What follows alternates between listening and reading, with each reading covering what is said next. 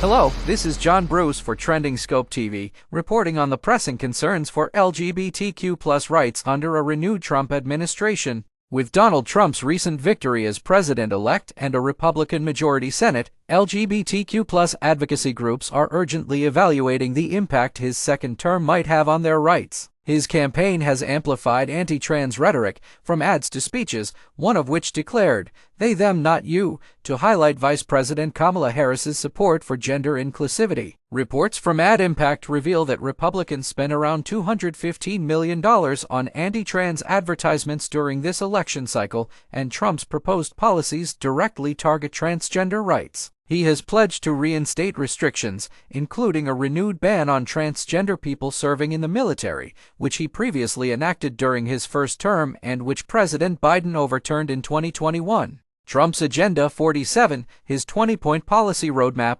includes proposals to halt gender-affirming care for minors. Similar to state-led bans, Trump plans to deny federal funding to hospitals that provide this care, which may significantly limit health care options for transgender youth. If the federal courts, reshaped by Trump's appointees, uphold these policies, advocates predict more challenging circumstances for young transgender individuals seeking support. The ACLU has pledged to continue litigation against any such federal restrictions, echoing their stance on state-level bans. Tara McKay, co-founder of the Vanderbilt LGBTQ+ Policy Lab, warns that restrictions on gender-affirming care could create a divided national landscape. It could mimic the abortion debate, she says, with progressive states offering protections and conservative states restricting these rights. California Governor Gavin Newsom, anticipating policy changes, has called a special legislative session to protect LGBTQ+. Trump's Agenda 47 also details his intention to limit transgender students' participation in gendered sports,